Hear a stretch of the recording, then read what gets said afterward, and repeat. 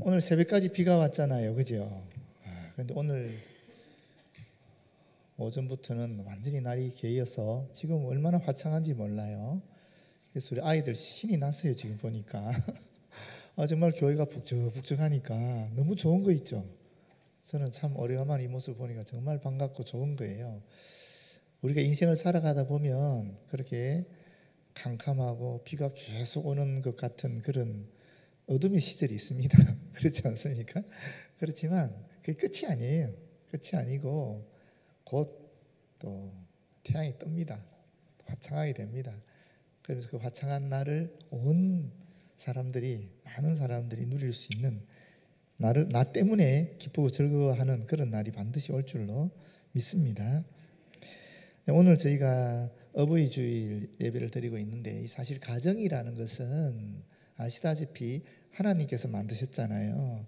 아담을 다 창조했는데 혼자 있는 것이 불쌍한 거예요. 불쌍하다가 뭔지 말씀드렸죠. 쌍이 없다, 또는 이 쌍을 이루지 못했다, 이 짝이 없다는 거거든요. 그게 그러니까 불쌍해서 짝을 데려오잖아요. 그 짝이 바로 하와 아닙니까?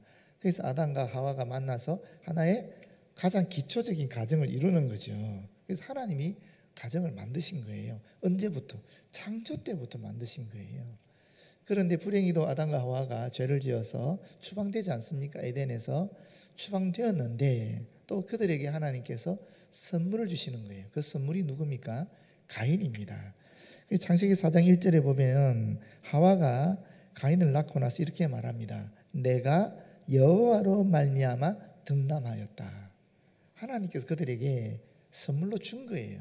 그렇게 되면서 이 부부만 있던 가정에 아이가 있는 완전한 가정을 이루게 해 주셨다라는 겁니다.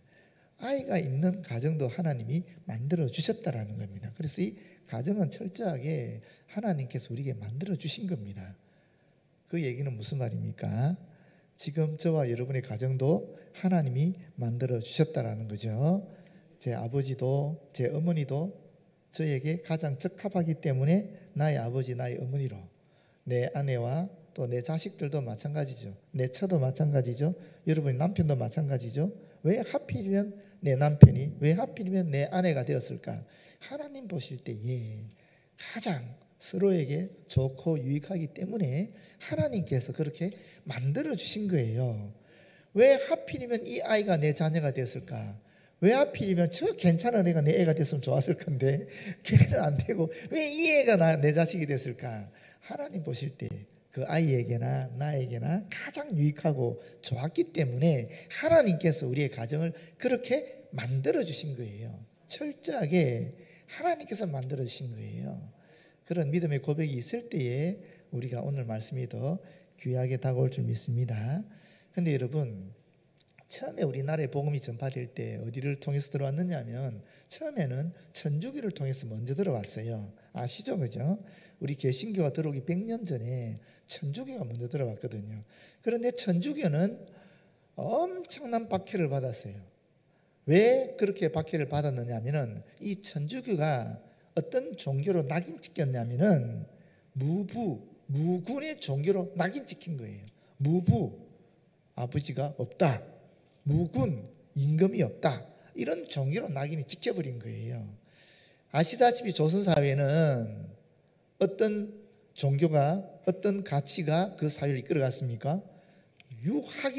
유교라는 그런 종교가 이끌어갔잖아요. 특히나 그 유학의 기본 가치가 뭡니까? 충효거든요. 임금에게 충성하고 부모에게 효도하는 이게 충효인데 천주교는 거기 그 가치에 직접적으로 그냥 진검승부를 해버린 거예요. 그렇게 되니까 이거는 진짜 있어서는 안 될, 없애야 될 종교가 돼버린 거예요. 이런 명성왕이 아니가 정순왕후가 쓴 박해령이 있습니다. 거기 보면 이런 말이 있어요. 선왕께서 항상 말씀하시기를, 선왕은 정조를 이야기합니다. 정조가 죽고 나서 이런 일이 있었는데, 정학이 밝으면 사학은 저절로 그친다. 이게 위정척사라는 말입니다. 정학, 바른 정자죠.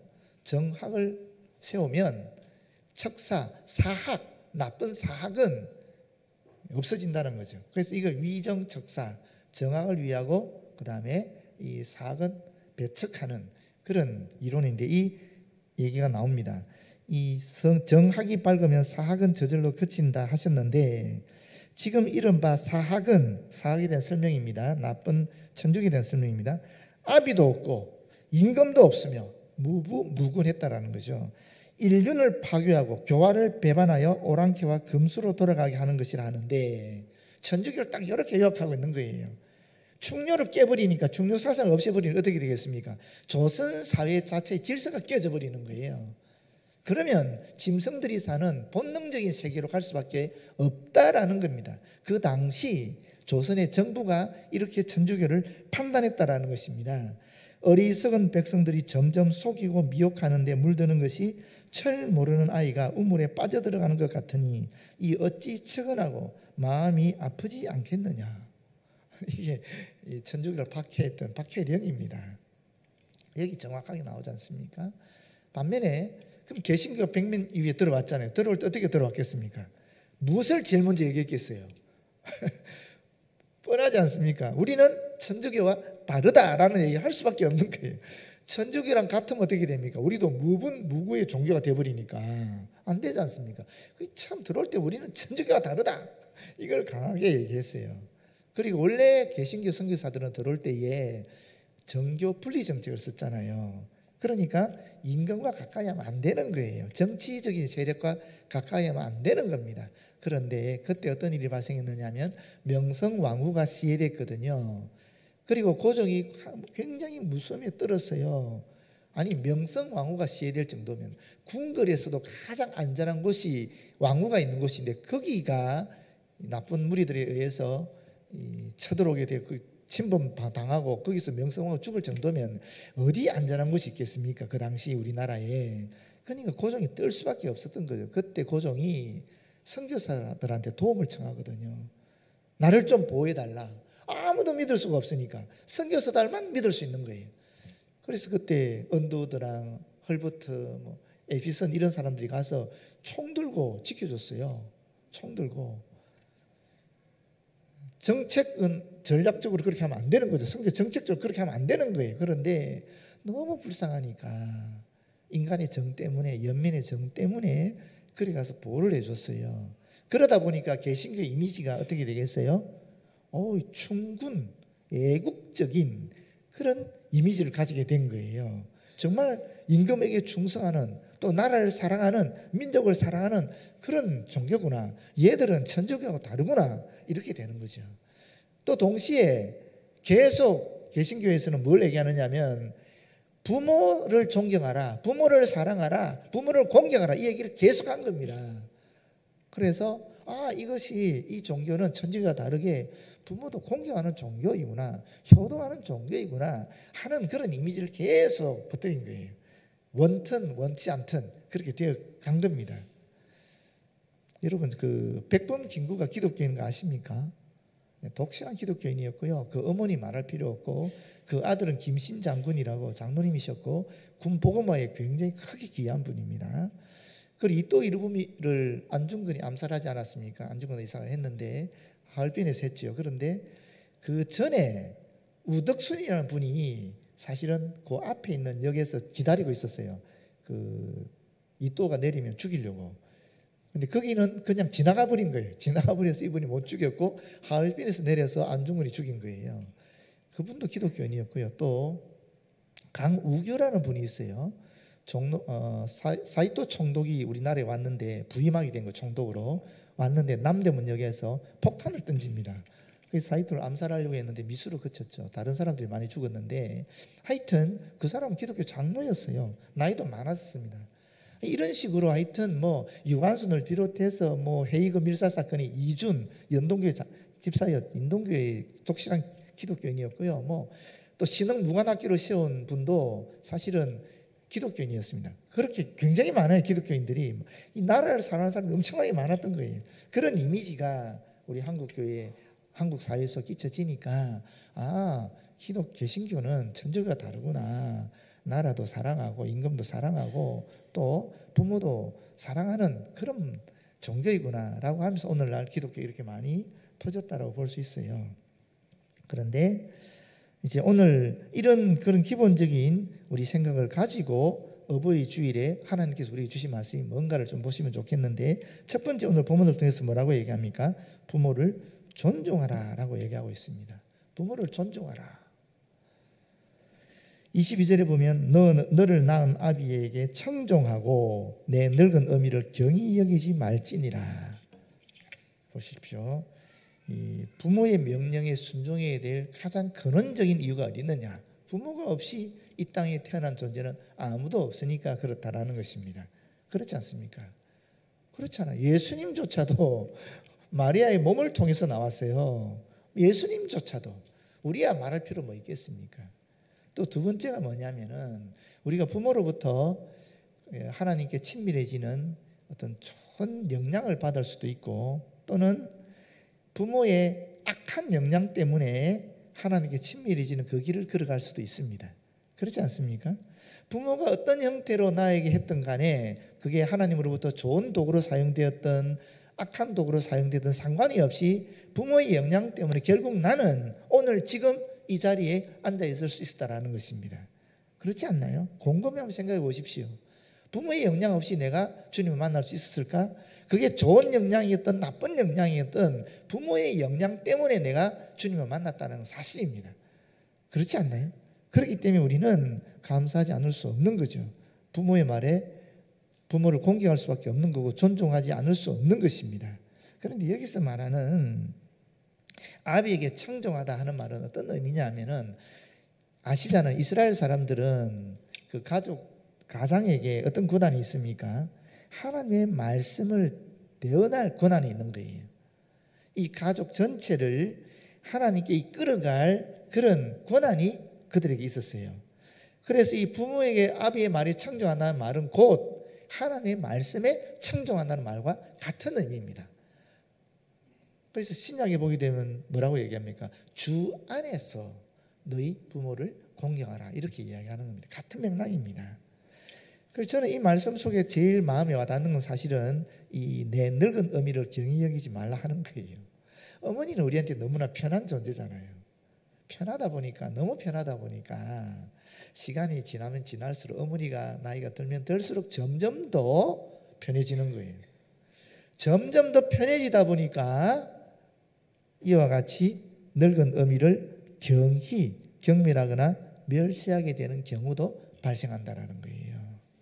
그렇지 않습니까? 그래서 이 말씀을 지켜가면 그렇습니다. 그리고 내 어머니가 늙었을 때에 멸시하지 말아라, 이런 말입니다. 여러분 어떠세요? 저는 어머니가 돌아가셨지만 어머니가 살아계시는 여러분들 한번 생각해 보십시오. 나도 모르게 우리 어머니를 경히 여긴 적은 없는가?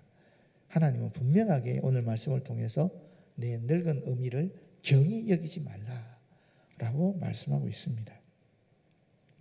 예전에 제가 이 말씀을 예화로 드렸는데 이게 애니메이션으로 나왔어요. 아버지와 까치라는 영상인데 한번 보시기 바랍니다.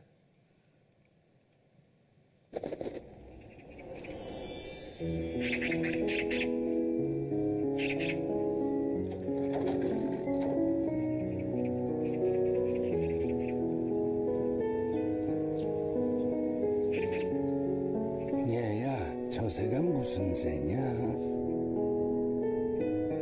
까치요.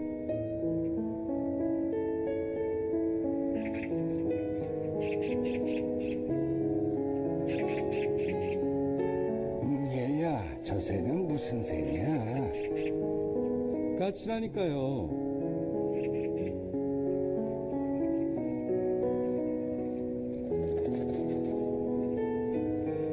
얘야, 저 새가 무슨 새라고 했지?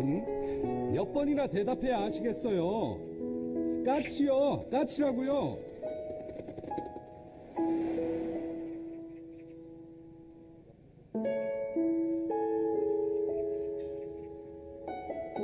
아범아, 너는 어렸을 때 저게 무슨 새냐고 100번도 더 물었다. 아빠, 저 새가 무슨 새예요? 까치란다. 까치요? 아빠, 저 새가 무슨 새예요? 까치야. 까치요? 그럴 때마다 아버지는 까칠한다 까칠한다 몇 번이고 대답하시면서 말하는 이가 귀여워서 머리를 쓰다듬어 주셨지. 그래서 네가 말을 배울 수 있었던 거다.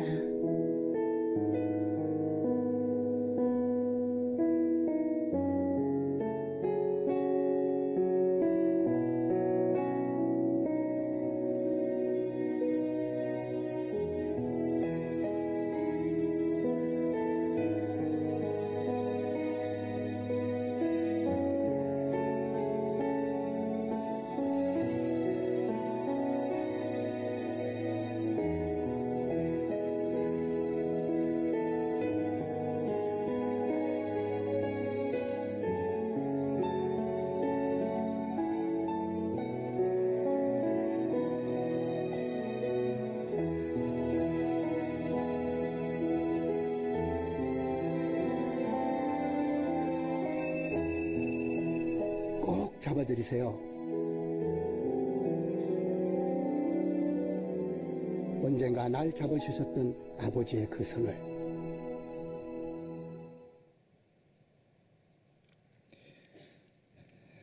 네, 두 번째는 진리를 추구하라라고 말씀하고 있습니다. 23절에 보게 되면 진리를 사되 팔지는 말며 지혜와 훈계와 명철도 그리할지니라. 진리를 사되, 진리를 최고의 가치로 여겨서 그것을 얻기 위한 어떠한 희생도 어떠한 고통도 지불하기를 아끼지 말라 하는 말이죠. 그러면서 팔지는 말라. 진리를 얻은 후에는 어떠한 것과도 결코 바꾸지 말고 잘 간직하라라는 말입니다. 그 뒤에 나오는 지혜와 훈계와 명철은 사실은 진리와 같은 의미의 동의어라고도 볼 수도 있고 또는 진리를 나타내는 세 가지 다른 면이라고도 볼 수 있을 것입니다. 지혜는 사물의 본질적인 뜻을 밝히는 지식을 의미하는 것이고 훈계는 마음을 바르게 하는 훈련, 또 명철은 선악에 대한 분별력을 말을 하는데 사실은 같은 의미라 볼 수 있어요. 제가 말씀드렸죠. 이 이스라엘 문법에 있어서는 강조법이 따로 없다고. 그래서 어떻게 강조한다 그랬습니까? 같은 말을 두 번 한다 그랬잖아요. 반복한다 그랬지 않습니까? 지금 여기 같은 말을 몇 번 하고 있습니까? 진리, 지혜, 훈계, 명철 무려 4번이나 반복하고 있는 것입니다. 무슨 말이겠어요? 진리는 반드시 소유해야 된다. 반드시 내가 얻어야 된다 하는 것을 매우 강조하고 있는 그런 말씀이라고 볼 수 있습니다. 여러분, 지난 주간에 우리 직교회 식구들이 함께 목장에서 말씀을 나눴을 거예요. 그 교재의 제목이 뭐였죠? 7과 진노의 자녀들이었어요. 그 진노의 자녀들을 보게 되면 세상 풍조에 대한 얘기가 나옵니다. 에베소 2장 1절부터 5절에 나오는 내용 중에 이 세상 풍조를 따라가게 되면서 사람들이 불순종의 영을 따르게 되고 또 뭐라 그럽니까? 육체의 욕심을 따라서 그리고 또 육체와 마음의 원대로 하다 보니까 진노의 자녀가 되었다라고 얘기하고 있어요. 그렇지 않습니까? 기억하시죠? 그런데 여러분, 그러면서 이 교재가 4가지 유형을 얘기하고 있어요. 세상 풍조의 4가지 유형을 얘기하는데 첫 번째가 뭐였어요? 세계관, 두 번째가 가치관, 세 번째가 사고방식, 네 번째가 행동이라는 따로 유형을 나눠서 구체적인 사례를 제시해보라고 얘기하고 있어요. 그런데 여러분, 여기에서 중요한 게 뭐냐면 세계관이 뭡니까? 세계를 보는 눈을 얘기하는 거예요. 그렇죠? 내가 어떻게 세계를 바라보고 있는가? 가치관은 내가 옳다 그러다 또는 좋다 나쁘다라는 어떤 가치 판단 기준을 정할 때 내가 어떤 눈을 가지고 그렇게 정하느냐, 어떤 입장을 가지고 그렇게 정하느냐 하는 거거든요. 그렇잖아요. 그럼 이런 세계관이나 가치관이라는 것은 어디서 나오겠어요? 사고방식에서 나오는 거예요. 내가 어떤 생각을 갖고 있느냐에 따라서 이 세계를 바라보는 눈이나 또 가치를 바라보는 눈이 달라질 수 있다는 거거든요. 이런 세계관, 가치관이라는 그 눈을 가지고 우리가 볼 때에 구체적인 행동으로 드러난다는 거거든요. 그러면 여러분, 우리가 사고방식이라는 게 뭡니까? 내가 어떤 생각 체계를 갖고 있느냐는 거예요. 그런데 여러분, 딱 2가지로 구분할 수 있어요. 우리가 그 생각 체계라는 것은 첫 번째는 하나님 중심의 생각이죠. 두 번째는 인간 중심의 생각입니다. 나 중심의 생각이라는 거예요. 보십시오. 나 중심의 생각을 가지고 세계를 바라보면은 어떻게 세계가 보이겠어요? 내가 보이죠. 그 다음에는 나와 밀접한 관계에 있는 그 세계가 보일 거예요. 내 가족들입니다. 좀 더 성숙해지면 내 일가 친척이나 나와 함께하는 사람들, 나와 함께 있는 공동체가 될 수 있을 거예요. 거기서 더 성숙해지면 아마 이 나라가 보일 수도 있을 거예요. 그건 굉장히 대단한 분들입니다. 그런데 여러분, 하나님 중심의 세계관을 가지게 되면 어떻게 될까요? 러시아와 우크라이나의 전쟁이 결코 남의 일이 아니에요. 왜냐하면 우리가 바라보는 세계가 열방으로 확장되기 때문에 그렇습니다. 하나님께서 이 세상을 창조하셨고 이 세상을 다스리라고 우리에게 명령하셨잖아요. 또 예수 그리스도 이 땅에 오셔서 뭐라 그랬습니까? 이 땅에 하나님 나라를 세우라 그랬잖아요. 그렇기 때문에 모든 열방이 다 우리의 세계 속에 들어오는 겁니다. 그래서 러시아에서 우크라이나에서 또 이스라엘에서 하마스 그 지역이나 또는 아프가니스탄 지역의 사람들이 고통받는 것이 단순히 그들의 고통이 아니라 나의 고통으로 공감이 되는 겁니다. 그래서 그들을 위해서 기도하게 되고 또 그들이 필요한 물자들을 선교사를 통해서 우리가 후원하게 되고 그런 일들이 일어나게 되는 겁니다. 가치관도 마찬가지입니다. 여러분, 내 중심의 가치를 따지면 어떻게 됩니까? 나한테 유익이 있으면 선한 가치죠. 나한테 유익이 없으면 그건 악한 거예요. 나쁜 거예요. 할 필요가 없는 겁니다. 그렇지 않습니까? 그런데 여러분, 하나님의 중심이 되는 그런 가치관을 가지게 되면 비록 나한테는 유익이 없지만 하나님의 나라의 유익이 있다면, 하나님께 영광이 된다면, 주의 몸된 교회의 유익이 있다면 내가 비록 고통스럽고 내가 시간을 투자해야 되고 심지어 내가 가진 물질도 드려야 되고 내 몸까지 바쳐야 되지만 그럼에도 불구하고 감수한다라는 거예요. 완전히 다른 행동을 하게 된다라는 것입니다. 내가 어떤 생각을 가지느냐에 따라서 이렇게 달라지는 겁니다. 행동은. 그런데 여러분 기억하시죠? 창세기 3장 1절에 6절을 보게 되면 거짓의 영인 사탄이 뱀을 통해서 아담과 하와를 어떻게 유혹했다 그랬습니까? 거짓말로 유혹했거든요. 거짓말로. 너가 이것을 먹으면, 선악과를 따먹으면 눈이 밝아진다. 원래 눈이 밝았어요. 얼마나 밝았습니까? 하나님을 직접 볼 만큼 밝았던 존재인데 그렇게 거짓말해가지고 이걸 먹어야 네 눈이 밝아진다라고 얘기하지 않습니까? 또 이걸 먹으면 어떻게 된다 그랬어요? 눈이 밝아져서 하나님처럼 된다 그랬어요. 근데 원래 아담과 하와는 그 당시에 하나님과 같은 존재였어요. 그렇지 않습니까? 하나님 직접 눈으로 봤잖아요. 왜? 거룩한 존재니까. 거룩한 존재이기 때문에 거룩한 존재인 하나님 앞에 나아갔을 때 전혀 거리낌이 없는 겁니다. 뿐입니까? 영원히 사는 존재였어요. 하나님처럼 영원히 사는 존재가 아담과 하와였어요. 그 당시에. 그러니까 하나님과 같은 존재 아닙니까? 뿐입니까? 하나님의 지혜를 소유했었어요. 기억하시죠? 동물을 딱 데려오니까 그 동물을 보자마자 그 동물의 특성을 파악하고 그 특성에 맞는 이름을 지어줬다 그러잖아요. 하나님의 지혜를 소유했어요. 하나님의 지혜를 가지고 있고 하나님처럼 거룩하고 하나님처럼 영원히 사는 존재가 아담과 하와인데 뭐라고 유혹했습니까? 너가 선악과를 먹어야 하나님처럼 된다라고 거짓말 친 거예요. 그렇지 않습니까? 그렇기 때문에 사탄은 항상 우리에게 이렇게 세상 풍조를 따라가게 하는 겁니다. 거짓으로 우리에게 세상 풍조를 따라가게 하면서 하나님으로부터 벗어나게 하는 겁니다. 그게 바로 죄와 허물이라고 그러지 않습니까? 죄는 관역을 벗어나는 것이고 허물은 궤도를 벗어나는 것이라고 얘기하잖아요. 그래서 우리가 진리를 알아야 되는 겁니다. 진리를 추구해야 되는 겁니다. 진리가 무엇입니까? 예수 그리스도죠. 예수 그리스도 위에 보여주신 길이죠. 예수 우리에게 가르쳐주신 말씀이에요. 그걸 따라야 된다고 얘기하는 겁니다. 예수께서 뭐라고 얘기하셨습니까? 예수께서 하신 말씀이 너희는 이르되 사람이 아버지에게나 어머니에게나 말하기를 내가 드려 유익하게 할 것이 고르반 곧 하나님께 드림이 되었다고 하기만 하면 그만이라고 자기 아버지나 어머니에게 다시 아무것도 하여 드리기를 허락하지 아니하여 너희가 전한 전통으로 하나님의 말씀을 폐하며 또 이 같은 일을 많이 행하느니라. 하나님께 드린다 하면서 눈에 있는 부모를 소홀히 한다, 경히 여긴다 하는 얘기를 하고 있는 겁니다.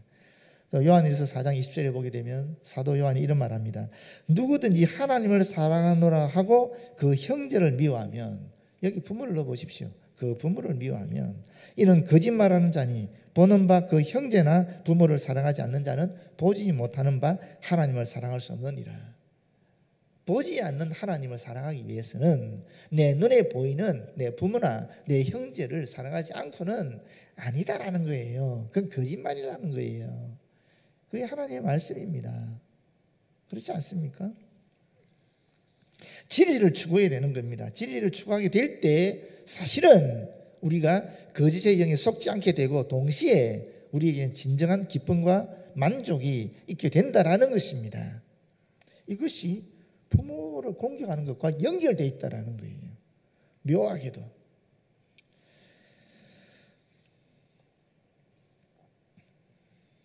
마지막 세 번째는 부모를 즐겁게 하라 하는 것입니다. 24절 보면 의인의 아비는 크게 즐거울 것이요 지혜로운 자식을 낳은 자는 그로 말미암아 즐거울 것이니라. 내 부모를 즐겁게 하며 너를 낳은 어미를 기쁘게 하라. 여기 의인의 아비가 누굽니까? 지혜로운 자식을 낳은 자죠. 그렇지 않습니까? 같은 얘기예요. 이것도. 의인이 누구죠? 저와 여러분이 의인이잖아요. 내가 죄인인 것을 깨닫고 예수 그리스도에 나와서 예수 그리스도 십자가의 보혈로 말미암아 내 죄가 속해되었다, 대속되었다 하는 것을 고백한 사람들. 그것 때문에 비록 나는 여전히 죄인의 모습을 가지고 있지만 하나님께서는 예수 그리스도의 보혈 때문에 나를 의롭다고 인정해 주신 사람들, 바로 저와 여러분이 의인 아닙니까? 그렇지 않습니까? 이 의인이 누구라는 겁니까? 지혜로운 자다라고 얘기하고 있는 겁니다. 의인이 지혜로운 거예요. 왜?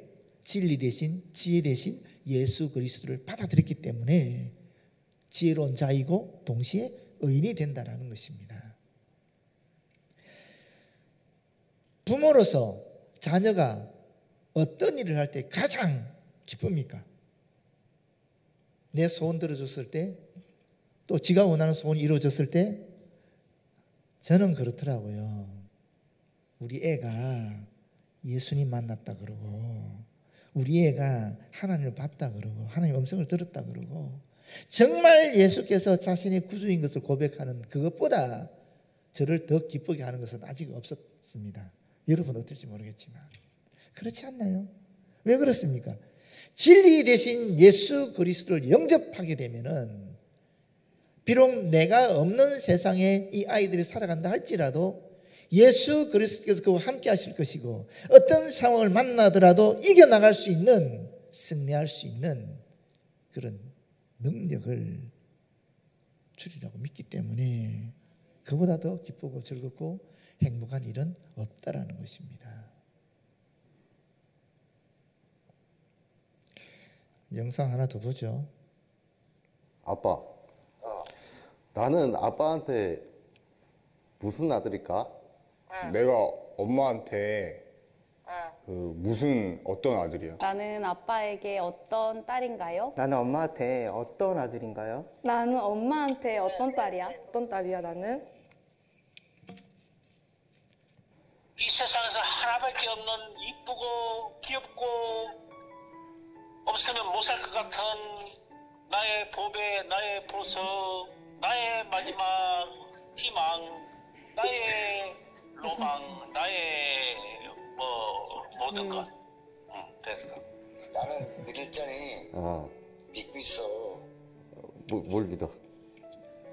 내 자식 잘하게 나를 좀 좋지. 아니 나는 솔직히 자랑스러워. 네. 네가 했다는 게 고생 많이 했잖아. 그래가지고. 에이 뭐 고생이 다 똑같이 하는 건데. 엄마.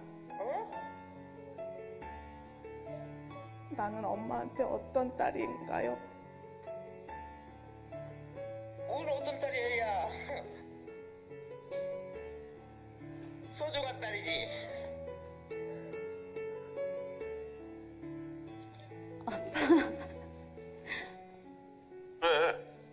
아빠 있잖아.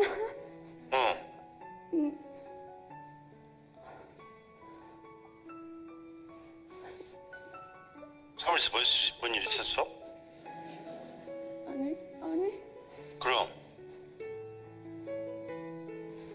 아빠, 야, 물어보고 싶은 게 있는데 뭐? 나는 아빠한테 어떤 딸이야?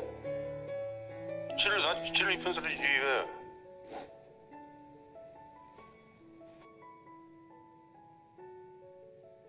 나는 다 사랑했다. 다 행복했다고. 진짜. 거짓말. 아니야, 나는 그렇지 않아. 우리 딸 사장 입어서 건강했는데. 우리 딸 많이 아파 있을 때 건강할 때. 우리 딸이 이제 살았다 그 생각에. 항상 엄마 마음이 아프대. 나를 키우면서 가장 행복했던 순간이 언제야? 지금 행복해. 니들 잘 크고 그러니까 행복해지. 나를 키우면서 가장 행복했던 순간이 있어? 당연히 있지. 항상 행복했어. 나 태어났을 때부터 지금까지? 항상 행복했어. 가끔 네가 속을 썩일 때는 좀 속상하기는 했지만 그래도 항상 행복해. 어디서 엄마가 너 같은 딸을 얻겠냐. 절대 힘들지 않았지. 나는 우리 아들이 있어서 행복했지. 지금도 우리 아들이 건강하니 잘하고 있으면 나는 그걸로 감사하게 생각하고 있지. 힘들 때도 있었지 당연히. 왜? 어떤 것 때문에? 네가 엄마 속 썩일 때 힘들었지 뭐. 너도 알잖아. 내 아빠가 되면서 힘들지 않았어? 아니? 안 힘들었어? 그러지. 너 있어갖고 뭐 힘들어 아빠가? 항상 좋았지. 나의 엄마로 살아온 인생은 힘들지 않았어? 힘든 일도 있고 안 힘든 일도 있고 그러지 뭐 항상 좋기만 했지야. 그래도 그 당시에는 엄마가 또 어려운 환경에서 자라고 네가 있었기 때문에 뭘 막 아버집이 안 한 것이 그나마 나한테는 조금 더 내 나름대로는 유한을 받았다고 생각하는데 지금 생각하면 내가 그게 미안해. 미안한 적 있지. 언젠데? 없이 살면서 니들 마음대로 못 먹이고 그런 것이 걸리지 뭐. 키울 때는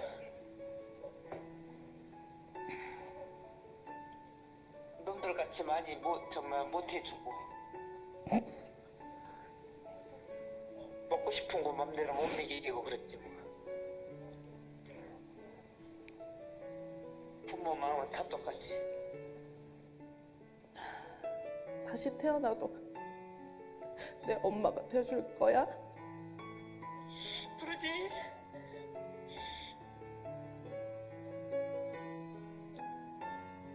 그럼 다시 태어나도 우리 아빠가 될 거야? 당연하지. 슬기서는 왜? 근데 왜 그래? 이유가 뭐야? 그냥 갑자기 생각나서 물어보는 거야. 미쳤어. 내가 너를 지금 오지기보다 더 이쁜지 알잖아. 그러면 엄마는 다시 태어나도 내 엄마로 태어날 거야? 그러지. 왜 그런 얘기 하는 거야? 오늘 갑자기? 그냥 엄마 생각나서. 그런 거 있지. 그래 준다면. 내가 그래 준다면? 아니 다시 우리 아들로 태어나면 더 지금보다 더 아껴주고 사랑해주고 더 많이 주고 싶지.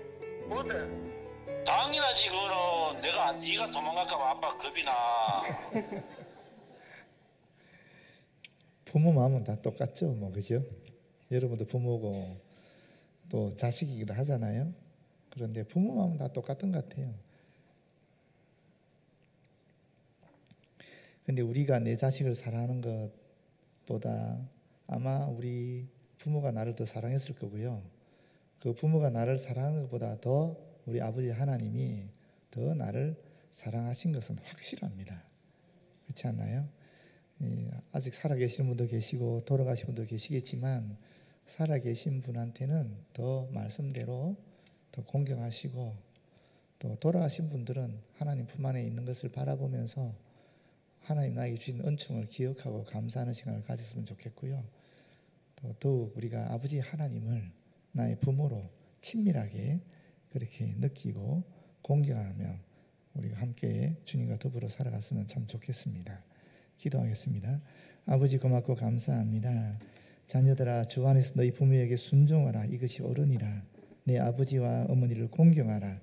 이것이 약속이 있는 첫 계명이니 이로써 내가 잘되고 땅에서 장수하리라 하는 그 말씀 그대로 믿고 이 말씀대로 살기를 원하오니 우리에게 은총을 다하여 주셔서 이 말씀대로 살아갈 수 있도록 역사하여 주시옵소서.